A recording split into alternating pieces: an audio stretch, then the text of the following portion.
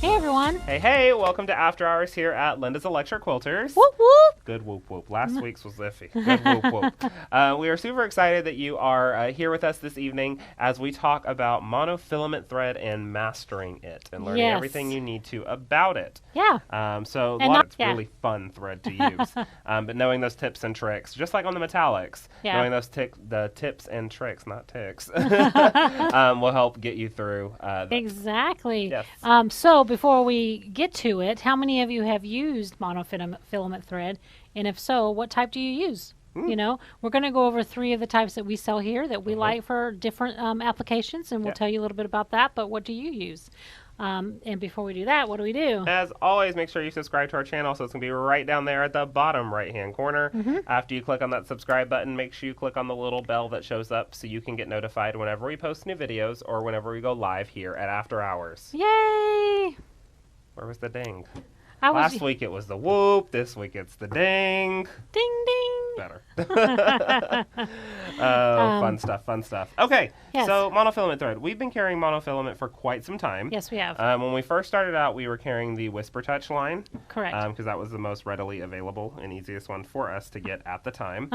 Whisper Touch is made by YLI. It is. And it is a nylon monofilament thread. Correct. Very important to know fiber types of your monofilaments when you're looking at that. Exactly, because I didn't know there was 2 different. I thought they were all the same thing, fishing line. No, they're not all fishing line. They're not all fishing line. No, I know they're not. But seriously, I honestly thought that they were all the same. But after doing research and Corey using them, I realized they're not. So this is really good education. So again, Whisper Touch is 100% nylon monofilament. Correct. Now, what size do we carry in the Whisper Touch? So we carry the .006 size. Good size on that. Were you talking about yardage or size? Size. You did right. All right, go me.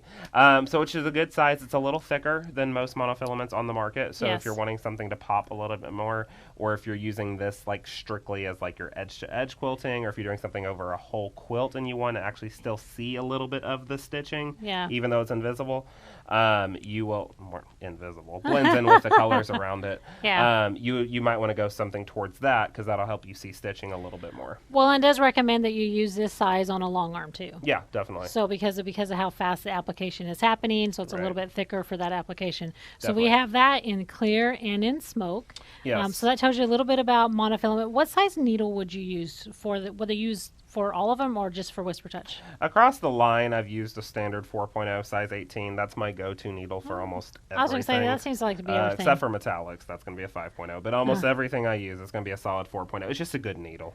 That's how most machines are manufactured and timed when they're done at their warehouse, from my knowledge. So that 4.0 is just a good one to go with. We talked about color here on this one. You can see, like you said, clear and smoke. With the clear, you can kind of use that everywhere. They came out with the smoke. If you're doing a quilt that has a ton of dark colored fabrics, you want to be with the smoke on this one. The clear, we call it monofilament, we call it invisible thread, but you're still going to see a little bit of that white hue if you do a clear on a dark colored background. Exactly. That's just the nature of the material. It's the nature of the filament of that thread. So you can use that smoke one and it'll blend so much better and disappear more as opposed to using a clear, if that makes sense, and vice versa. So what do you use in the bobbin case? Most commonly, you're going to be seeing a Sofine or a bottom line or Primo Soft in the bobbin. Okay. Just a good 50, 60 weight thread in the bobbin's really going to look nice, and it's going to keep the same consistency of thread from your other stuff that you're going to be doing on the back of the quilt. Oh, yeah, that's true. Because if you try to put this in the bobbin, it's possible you could get away with it, but sometimes depending on what machine you have and where you're at with your skill level, it could be more trouble than it's worth. Yeah. So if you have that in the back, then you're going to kind of have missing parts of Stitch in the Ditch or stuff around applique on that back quilt, whereas opposed to using that same thread or a different type of thread close to it on the back to keep that consistency. That's a good point, consistency. It's more about consistency on the back, easier for the eye to look at. It's just easier on you in general too, just to do those different threads in that bobbin. Okay, so we've talked about Whisper Touch. Let's talk about Essence. Okay, so Essence is from Filtech or Havendash, depending on how you look at it. And with Essence, this one is they call it a size 8. Yeah. I wouldn't say it's a .008. I would say it's a size 8. It is thinner, for sure. I've used this on the long arm machine. You have to take it really slow, really, really slow.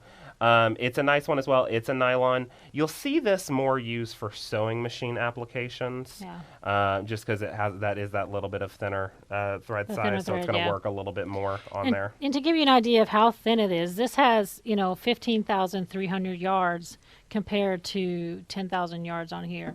So that shows you that's big difference. Big difference in size. Yeah, definitely. Yeah, so definitely much thinner. I've also been read that they use it for beading.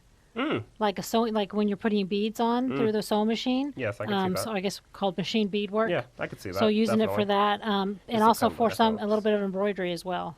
Yeah, definitely a slow-paced one on embroidery. that. But yeah, Essence is a good one if you're wanting to do monofilament on your domestic sewing machine. Definitely look at Essence on that one because you can take it a little bit slower with that and achieve a nice look with that as well. But I could see that with beadwork as well, a nice thin one so you don't really see it as much. Yeah, exactly. I could definitely see that. That'd be good for button work as well. Oh yeah, that's a good point. Just kind of look like the buttons floating there as opposed to having it stitched on. So just different idea there. Okay, so we got that one. Then our next one is going to be our last one that we carry is Monopoly from Superior. So let's talk about Monopoly. Yeah, so Monopoly is actually a polyester monofilament because remember in the beginning we talked about there's two different types of fiber types. Currently, two different types of fiber types, polyester and nylon. This one's going to be a polyester.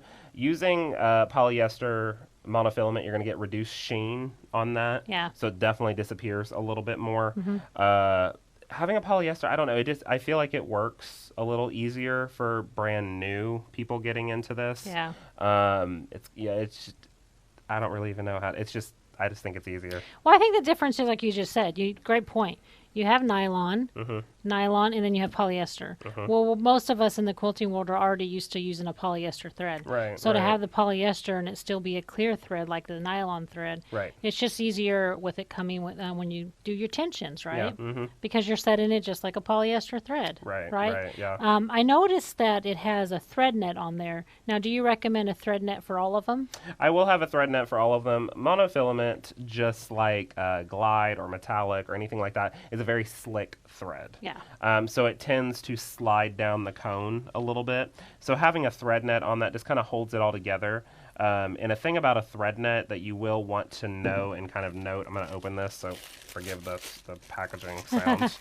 But something to look at when it comes to a thread net is when it comes from the manufacturer, it comes sitting just like that on the cone, and you think that's the way I need to use it right away. And I saw this on a forum the other day. That's a question about it. That's the only reason I'm bringing it up.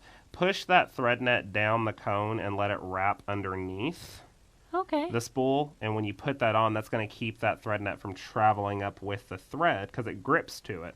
So it's going to keep it from traveling up and always ending up in your thread guides as opposed to staying down. Oh, that's a good little tip. So let's show that one more time. It's going to come up like that, or if you buy the net, like the handy nets that we carry, and put them on yourself, make sure you put them on all the way and then travel it down. It comes down. It comes just like this, but travel it, so push it down the cone and let it wrap just a little bit underneath it, so that way when you put it down in your thread stand, it's going to hold it and keep it from traveling up all the way into your thread guide. That's a really good tip. I didn't even know that. Yeah. So I know we've had some questions on can you do put it in the washer or the dryer, the heat application of it.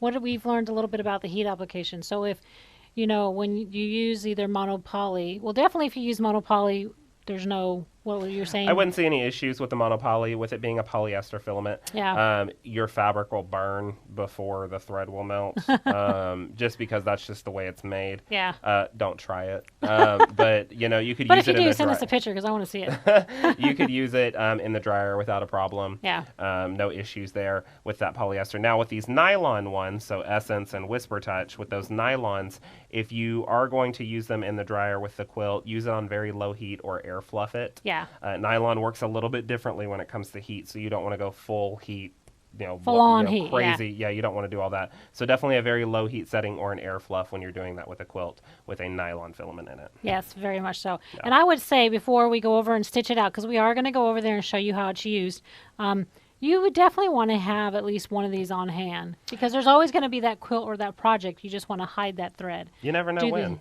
So it's always good to have it on hand. Yeah, for the application we're doing Stitch in the Ditch around applique. Yeah. And I love Stitch in the Ditch, don't get me wrong, but if I don't have to see it, that makes it even better. I can't see the mistake, right? I can't see the mistake because I've already done a few. So having these on hand will work. Some people with t-shirt quilts that are super, super busy, throw a monofilament on it and just go crazy with a meander or whatever, and then you'll never see it, but it'll still hold it together nicely. Yeah. But it would never hurt to have at least one of these on hand. Yeah. If you're a long arm quilter, at least one of these two brands, Whisper Touch or Monopoly. If you're a sit down quilter or a domestic machine quilter, you could look at having Essence on hand as well. Yeah, exactly. All right, so let's go over and show them how it's used. Okay. All right, so let's head over to the machine and take a look. So it looks like you're going to show us how to do it around applique first. Correct. Yeah, I've got an antique Sunbonnet Sioux quilt here that I found one of those quilt shows. I don't know. And I've got a ruler base on, applique helper. We looked at the applique helper when we looked at the metallic video. And normally with Stitch in the Ditch, I'm always looking at 14 stitches per inch on that if I can. Just kind of helps it hide a little bit better and work a little easier for me. So I'm going to start this up. This is using Monopoly. And I've got my applique helper here to help me. And I'm just going to work down the side of this. Taking this nice and slow, of course, with Stitch in the Ditch just to make it easy. But I could take this and go all the way. And it's harder to do this one-handed with my hands over here. Because normally I put my right hand, but I want y'all to be able to see this. Okay. No, you're doing good. Oh, you were giving me the wave, like I was getting in the way of something. So, but using this applique helper, that really helps me take this nice and slow to get around this to do a nice Stitch in the Ditch. And I'm going to get to this corner here, and then I'm going to stop so you can get an idea. Boom. So just like that, I've got that Stitch in the Ditch. And if I pull the fabric, you're able to see those stitches, just because I've got it pulled. But away from it, that is a really nice, clean Stitch in the Ditch. And I have a thread tail of Monopoly here, and it's so thick, you can't even see it barely. Look at that. Yeah, it's I can't even see got anything. It close up. It's barely there. There we go. Now you There's can see touch on it. my finger, but barely there. For something like this, I would definitely take my machine. I'd be doing Stitch in the Ditch around this section here.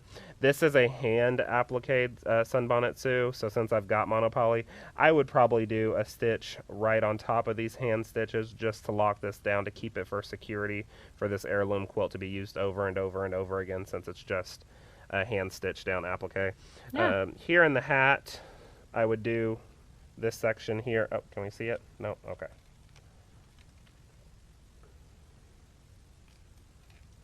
Get over there. There we go. You got a different stand on me today.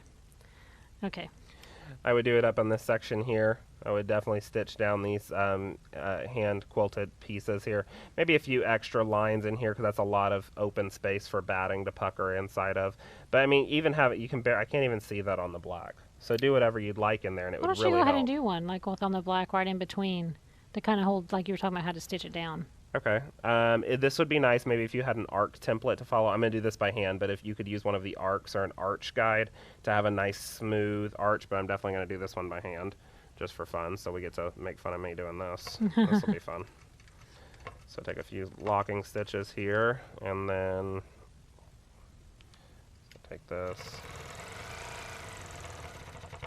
Yeah, that's good. We'll pull that up and just kind of get an idea, and then we can show some Stitch in the Ditch. Yeah. And on this one, I've got a Primo Soft here in the bobbin, just a nice gray on this one. 50 weight disappears really, really well on that. Let me get my threads cut really quick so we can back away from it so you can see it. Can't even see where I'm cutting. Goodness gracious. Yeah. So that's good. It shows you just like how it blends in really good, just to give that extra texture. Just kind of falls in, even with the right lighting, you can still see that, which looks kind of cool. But I would definitely lock at least that part down right there so it keeps that from the batting moving. But I just love using any type of monofilament for Stitch in the Ditch, even maybe down these straight lines here over here in the sashing. Okay, let's show just a little bit of that and with a straight line ruler. Okay, which one would you like to use? I'm going to 4x8 my favorite. 4x8, okay. So we carry this 4x8, so 4x8 is my favorite ruler. I'm going to move over here so you can get over there. I'm good. You're good? That's perfect, thank you. So I'm going to pull up my bobbin thread real quick.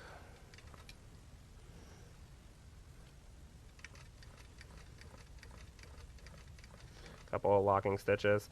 Hold my ruler nice and firm here. And I'm going to start this up, and this is going to be fun to do one-handed too. But I can easily use that ruler to help me guide this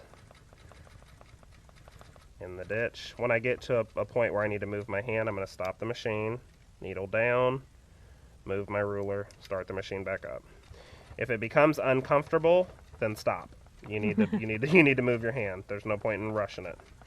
Stitching the ditch takes time, especially with these seams here that have been flipped back and forth over time when it comes to the way it was at first initially made. All right. Perfect. So I'll tie those off later. I'm gonna redo some more of that.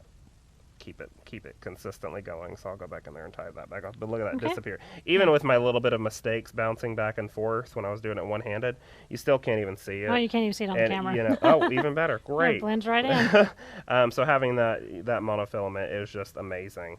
And especially if I want to do more of a speed thing, I definitely could as well. Perfect.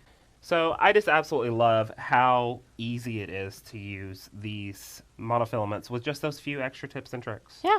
Just a few extra things. Yep. I would recommend on a long arm machine, I did forget to tell you this, loosen that top tension just a hair. Okay. Just a hair. Hair and a half maybe. It's just going to help it just glide through the machine a little bit more if you choose to use the monopoly. Yeah. With the Whisper Touch, you shouldn't have to because it's thicker. It's made for long arm quilting machines. But if you choose to use that monopoly, just a hair off on that top tension. Yeah, and that's and that's common with any different like specialty threads. Any type of specialty. You're gonna have to adjust your tensions just a little bit, but in that bobbin case, it should be equivalent to the same, right? Yeah. Okay. No, same bobbin case tension that you normally use. Awesome! Yay! So that was fun. I hope that helped kind of give you an idea and let you see monopoly, Whisper Touch, any of these used in action, so you can kind of get that grip to be like, okay, I'm gonna get this and I can do it too, because it's really easy to do. Yeah, it is. It's just learning the different techniques. Definitely. So, awesome. So let's get to the best part of all these videos. Oh, giveaway time! Giveaway time. Corey's having lots of fun with his giveaway. I like it. I'm so excited that they're back. I know. Every time he's like, can we do a video where we can give stuff away? And I'm like, yes, we can do a video. So I have to push her to let me do that. I like to give stuff away. It's fun. Okay, so we are going to be giving away two. Yep. Of these, so two lucky winners. So y'all know the drill. Right down below in the description is the form. You'll click on that link. It'll take you there, and you can submit into your drawing. Yeah. For this one, and the drawing closes on the 13th. The 13th. Sunday the 13th. 2021. 2021, June. 11:59. Okay, we just totally messed up that I know, date. it's all over the place. Central Standard Time. So get your entry in, and I'll be contacting you if you are one of the lucky winners of this monofilament. One of these threads, whichever one we decide. Exactly. And like always, we really appreciate you guys watching, because you, the subscribers, are the ones that keep us going. So thank you so much for subscribing and for watching, and we can't wait to do our next one. Definitely. We'll see you next time. Bye. Bye.